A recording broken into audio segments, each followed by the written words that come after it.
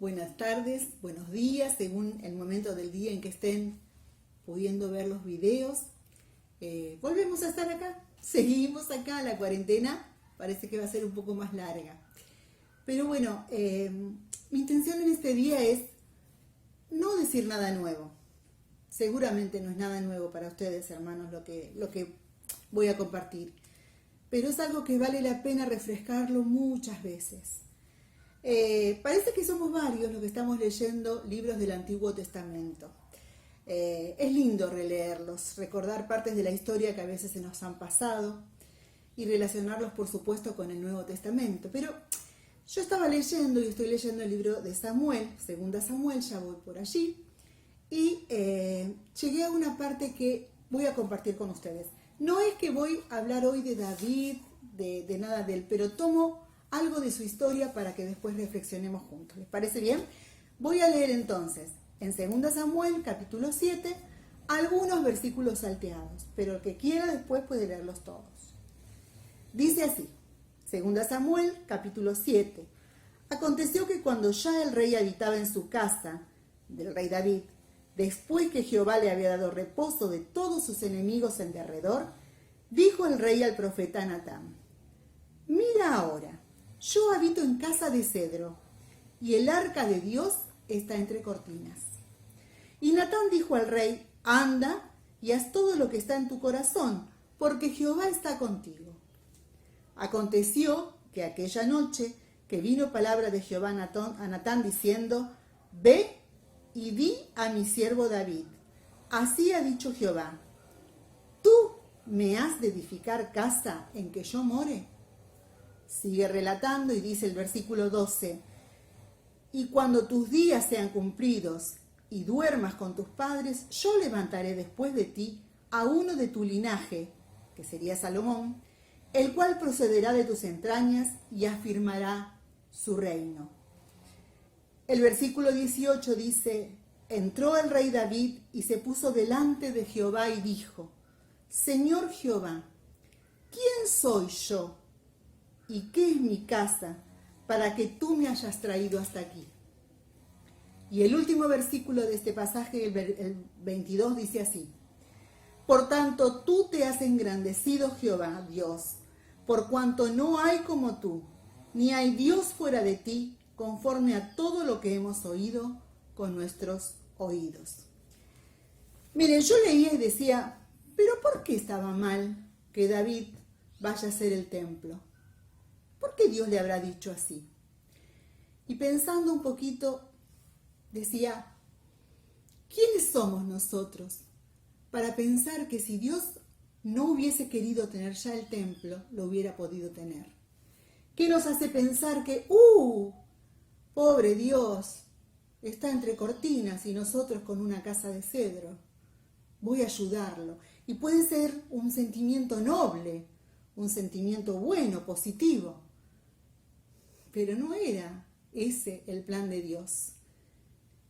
Tanto Natán, el profeta, como David no consultaron a Dios. Y encima el profeta le dijo: haz como tengas en tu corazón, que seguro Dios va a probar. ¿Lo consultaron? ¿Sabían que Dios quería eso? Y no era el plan de Dios que David construyera el templo. David era un hombre guerrero, había derramado mucha sangre y Dios había procurado para el futuro que sea otro el que edificara el templo.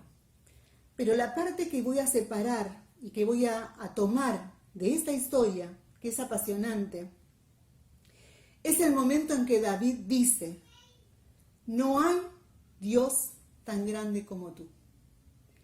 Cuando leí esta frase, automáticamente vinieron a mi memoria muchos coros. Uno muy viejo, que dejamos de cantar por algunas partecitas, que decía: no hay Dios tan grande como tú. No hay Dios que pueda hacer las obras como las que haces tú. Y si recordamos, hay otro coro que cantamos actualmente y que dice: cuán grande es Dios. El coro de ese himno que dice: cuán grande es el Señor. Los chicos cantan también: mi Dios es tan grande. Hay un coro que también cantaba en mi infancia que empezaba diciendo: yo pensaba que el hombre era grande por su poder, y sigue, y dice: me equivoqué, pues grande solo es Dios.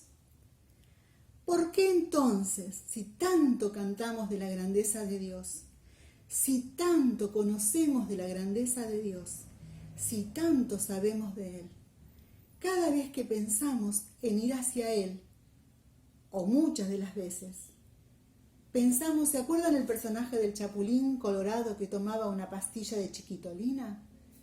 Como que Dios se achicara, como que Dios no fuera tan grande como decimos.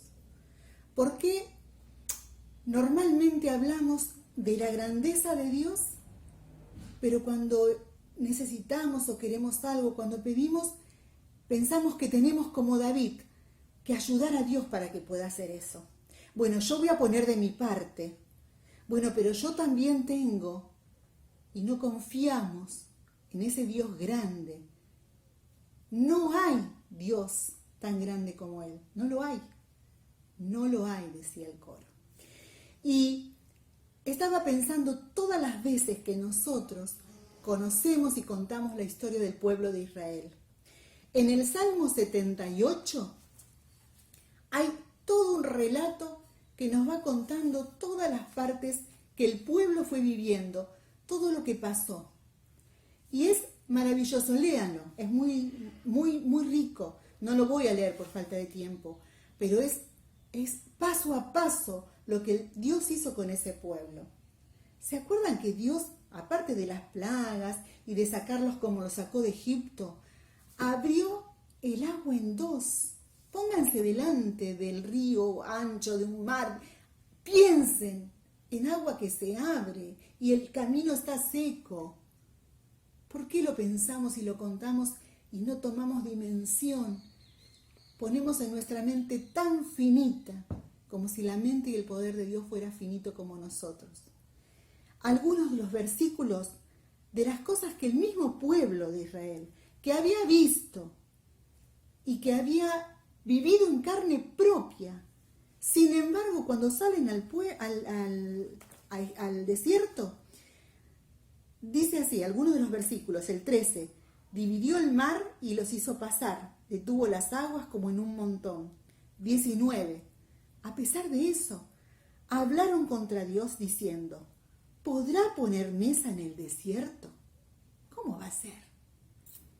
El 20, ¿podrá dar también pan? ¿Dispondrá carne para su pueblo? 24, e hizo llover sobre ellos maná para que comiesen. Pan de nobles comió el hombre, les envió comida hasta saciarles, e hizo llover sobre ellos carne como polvo. Miren, la grandeza de Dios no solo la vemos en como los nenes la cantan, en algo tan grande. La grandeza de Dios la vemos en su misericordia, la vemos en su amor, porque con ese pueblo que no hacía más que descreer, difamar, Él seguía dando y seguía dando. ¿Por qué? Porque no hay Dios tan grande como Él. No lo hay. Y para ir cerrando lo que yo quiero transmitirles, que también quiero que ustedes también puedan tener la posibilidad, más cercano a nosotros, todos los pasajes del Nuevo Testamento, cada cosa que el Señor hacía, alimentar a 5.000 personas con 5 panes y 2 peces. ¿Tenemos idea de lo que es eso? Por mejores economas que resultemos, ¿tenemos idea? Y todos los milagros que fue desarrollando el Señor Jesús en su paso por la tierra. Y aún también en ese tiempo descreían de Él. Y aún también en el momento donde la grandeza de Dios se manifestó hasta lo sumo, en amor puro y misericordia total, que fue en la cruz del Calvario, cuando el Señor Jesús, por su propia voluntad y por obediencia al Padre, entrega su vida y ve a todos los que le injuriaban, ¿qué dice? Perdónalos, Padre, perdónalos, porque no saben lo que hacen. Qué grande es este Dios. qué grande es este Dios. Y para cerrar sobre su grandeza, lo último, que prácticamente solo lo voy a leer, y les pido por favor que lo lean en sus casas. Isaías 40. También solo voy a leer algunos versículos, desde el 21 hasta el 29. ¿No sabéis? Se lo dice al pueblo de Israel. ¿No habéis oído nunca? ¿Os lo han dicho desde el principio? ¿No habéis sido enseñados desde que la tierra se fundó? Miren nuestro Dios. Él está sentado sobre el círculo de la tierra, cuyos moradores son como langostas. Él extiende los cielos como una cortina, los despliega como una tienda para morar.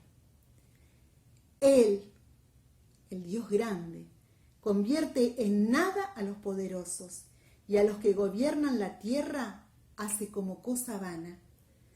A esos que gobiernan y hacen lo que creen que hacen lo que quieren, dice el 24, como si nunca hubieran sido plantados, como si nunca hubieran sido sembrados, como si nunca su tronco hubiera tenido raíz en la tierra. Tan pronto como sopla en ellos se secan y el torbellino los lleva como hojarasca. ¿A qué, pues, me haréis semejante o me compararéis? Dice el Santo. A lo que yo les decía a la chiquitolina. Levantad en alto vuestros ojos y mirad quién creó estas cosas. Él, el Dios grande, saca y cuenta su ejército, las estrellas, una por una, llama por su nombre. Ninguna faltará. Tal es la grandeza de su fuerza y el poder de su dominio. ¿Por qué dices, oh Jacob, y hablas, tú Israel, y yo agregaría, y murmuras tú Elizabeth? Mi camino está escondido de Jehová, y de mi Dios pasó mi juicio. ¿Puedo pensar que Dios se olvidó de mí? ¿No has sabido? ¿No has oído que el Dios eterno es Jehová, el cual creó los confines de la tierra? No desfallece ni se fatiga con cansancio, y su entendimiento no hay quien lo alcance. Él da esfuerzo al cansado y multiplica las fuerzas al que no tiene ninguna. No hay Dios tan grande como tú, Señor. Lo creo, lo vivo, lo tengo presente. Me olvido hoy las bendiciones que ayer me dio. Me olvido ahora lo que a la mañana Dios dio en mi vida. El último texto, para que lo podamos recordar, dice en el Salmo 77:13. Oh Dios, santo es tu camino. ¿Qué Dios es grande como nuestro Dios? El desafío de hoy es pensar en todos los coros e himnos que conocemos y que cantamos asiduamente que hablen de la grandeza de Dios. Si es posible, cantarlos. Y si no, recordar sus letras. Porque ¿saben qué? Todos nosotros, los que confiamos en Él, tenemos un Dios del cual no hay otro grande como Él, infinito en amor, en misericordia, en gracia y en todo lo que podamos hacer una gran lista. No hay Dios tan grande como el que nosotros tenemos. Que Dios bendiga su palabra y un abrazo enorme para todos.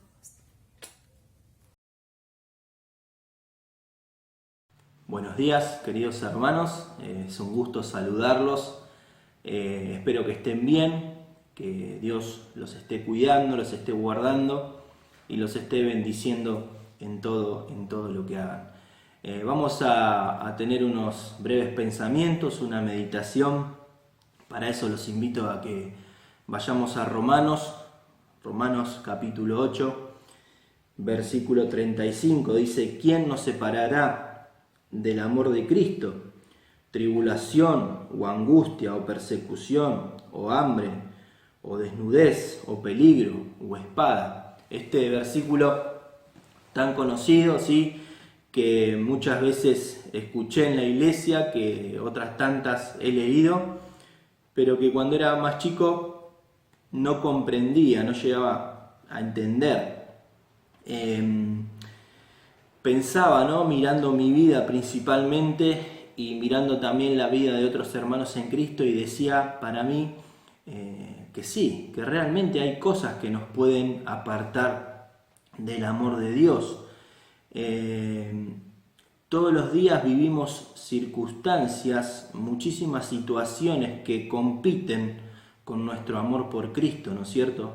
Y muchas veces esas circunstancias, esas situaciones que vivimos tironean de nosotros, haciéndonos apartar del camino que Dios tiene trazado para cada uno de nosotros. Cuando pecamos, cuando caemos en el pecado, ese pecado nos separa de Dios, nos aleja de Dios, ¿no es cierto? Pero al igual que con muchas otras interpretaciones mías sobre la palabra de Dios, les quiero decir que estaba equivocado.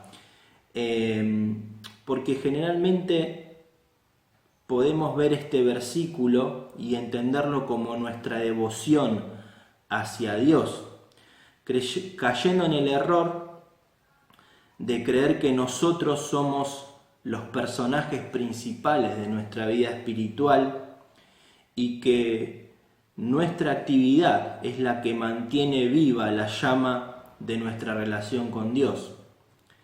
Pero acá Pablo no está hablando del amor frágil y cambiante que nosotros tenemos hacia Dios, sino que le está hablando del amor que Dios tiene hacia nosotros, el amor que el Padre tiene hacia sus hijos. ¿Sí? Es interesante notar todos los términos que Pablo utiliza como posibles provocadores de esa separación del amor divino. Y él hace referencia a situaciones de sufrimiento, ¿no es cierto? Él nombra la tribulación, él habla de angustia, habla de persecución, de hambre, de desnudez, de peligro y de espada, o sea, la muerte. Estos términos que Pablo utiliza nos llevan a pensar en situaciones de vida realmente difíciles de sobrellevar. Y la razón de que Pablo eligiera estos términos y estas palabras es que la realidad de muchos cristianos, o por lo menos la mía, es que en medio de situaciones difíciles, en situaciones de tribulación, de angustia o de peligro, tendemos a pensar que Dios se olvidó de nosotros, que Dios se alejó de nosotros, que Dios nos ha abandonado. El pueblo de Israel, cuando logra salir de Egipto después de todas las plagas y todas las cosas que habían visto, los milagros de Dios, llegaron y se toparon frente a un mar que era imposible de cruzar. Y en ese momento se empezaban a cuestionar y se empezaban a preguntar a dónde está Dios, por qué Dios nos sacó de Egipto para llegar acá enfrente de este mar y que nos maten. ¿Sí? El rey David también muchas veces, como en el Salmo 42:9, le preguntó a Dios ¿por qué me has abandonado? La realidad es que nosotros tenemos la tendencia, frente a circunstancias difíciles, de pensar de que Dios se olvidó de nosotros, de que el amor de Dios se apartó de nosotros. Pero la palabra es clara, y la palabra habla, y la palabra afirma que no hay cosa creada, ni ninguna situación que podamos vivir que nos pueda separar, que nos pueda alejar del amor de Dios. ¿Sí? Nada puede hacer cesar el amor de Dios hacia nosotros. Lo que Pablo declara aquí es una de las verdades centrales sobre la cual está fundada la vida espiritual. La persona que vive una vida victoriosa en todos los aspectos, en todo lo que eso implica, es aquella que no duda ni por un segundo del amor de Dios. aunque esté de cara a la muerte.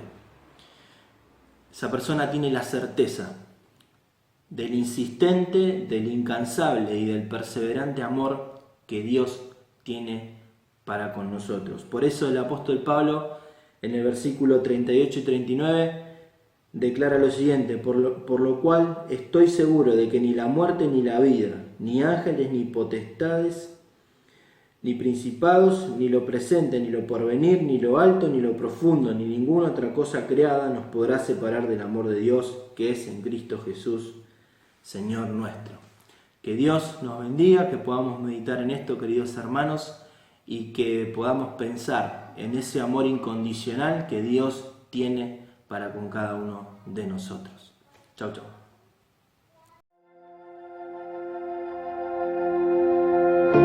Aún antes de hablar, tu voz podía oír.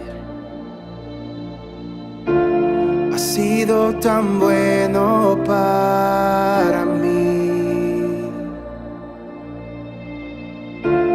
Antes de respirar, soplaste tu aliento en mí. Has sido tan bueno para mí. Tu amor me envuelve, me sostiene, amor sin condición. Me persigue y deja las 99 y va por mí. No puedo ganarlo ni merecerlo. Tu amor se entregó por mí. Tu amor me envuelve, me sostiene, amor sin condición. Cuando enemigo fui, tu amor luchó por mí. Has sido tan bueno para mí. Cuando indigno fui, pagaste el precio por mí. Has sido tan bueno para mí. Tu amor me envuelve, me sostiene, amor sin condición. Me persigue y deja las 99 y va por mí. No puedo ganarlo ni merecerlo. Tu amor se entregó por mí. Tu amor me envuelve, me sostiene, amor sin condición.